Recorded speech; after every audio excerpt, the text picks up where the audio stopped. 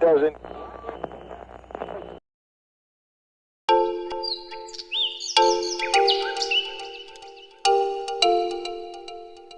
Ciao a tutti, oggi è il secondo giorno a Lisbona. Come potete vedere fuori c'è una giornata meravigliosa. Noi siamo riposati finalmente, dato che eravamo in piedi da quasi 36 ore, perché col volo alle 6 di mattina siamo arrivati in aereo alle 4, siamo svegliati alle 2, il giorno prima eravamo svegli, quindi è stata una giornata abbastanza tosta, quella di ieri.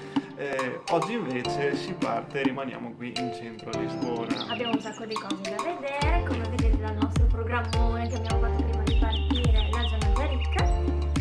Oggi andremo a vedere il Miraduro de Santa Lucia, dal quale c'è una vista meravigliosa sulla città, la casa dos Bicos che vedremo da fuori, la cattedrale di Sé e Santo Antonio a Sé, il castello di São Borja che ci porterà via mezza giornata. No, dai, esagerando.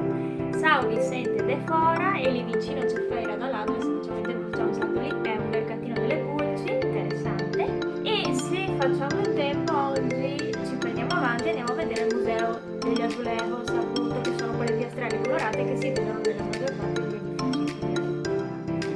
Prima di partire vi facciamo fare un piccolo tour della camera. Come potete vedere c'è questa meravigliosa terrazzona che dà praticamente su un precipizio, possiamo dire.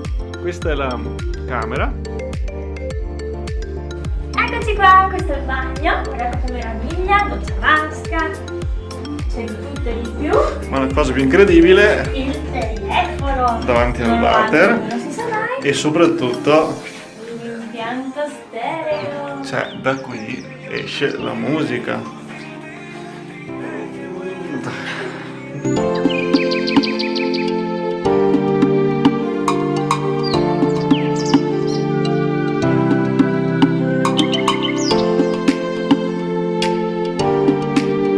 La cattedrale di Sé venne fatta costruire nel 1150 da Alfonso Enriquez per il primo vescovo di Lisbona sul terreno di una vecchia moschea.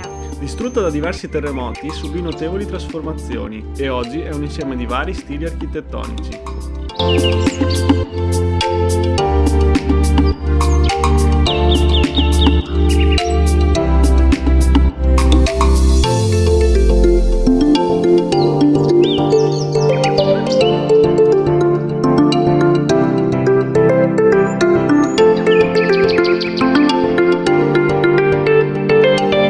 Il castello di São Jorge, dedicato all'omonimo santo da Re Giovanni I, sorge su una collina nel quartiere dell'Alfama. Dalla sua terrazza panoramica si possono ammirare Lisbona e il fiume Tago. All'interno delle mura vi è un sito archeologico che ospita le rovine di insediamenti risalenti al periodo compreso tra il VII secolo a.C. e il periodo moresco. Si possono vedere anche i resti di un palazzo del XVI secolo.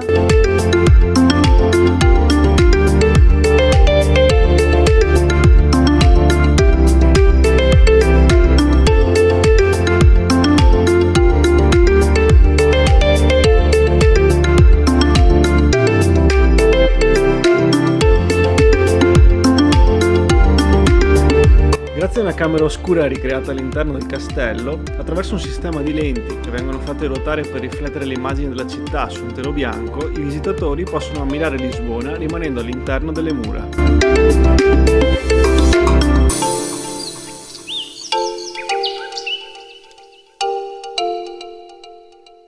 Passeggiando nel quartiere dell'Alfama abbiamo scoperto questo luogo, dove gli artisti di strada esprimono la loro creatività utilizzando come tela le rovine di vecchi edifici.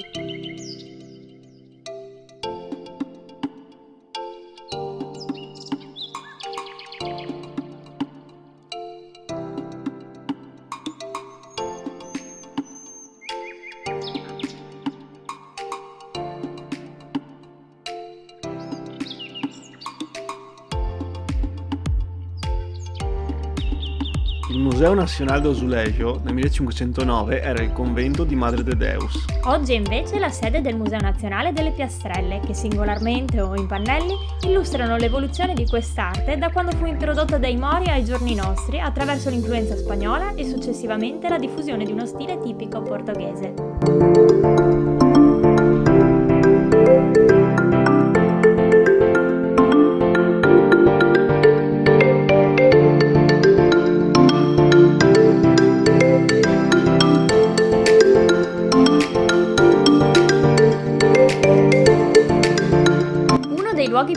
tipici e pittoreschi di Lisbona è il Miradouro de Santa Lucia, una terrazza circondata da giardini e resa ancora più bella dai tipici azulejo. Da qui la vista sul fiume Tago e sulle casette dell'Alfama è spettacolare.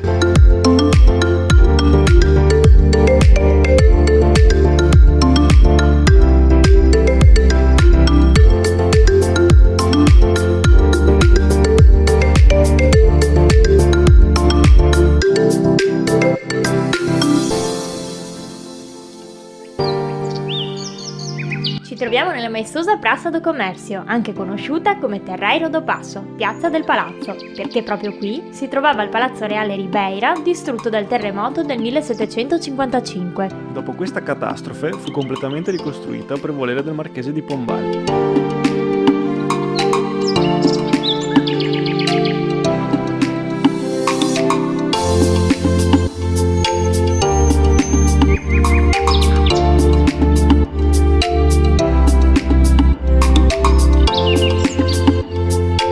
Per concludere questo splendido secondo giorno a Lisbona, decidiamo di concederci una cenetta da Artis. Una piccola e graziosa enoteca che abbiamo scoperto passeggiando Bairro Alto, specializzata in petiscos, ovvero le tipiche tapas portoghesi, davvero ottime e a prezzi decisamente più che onesti.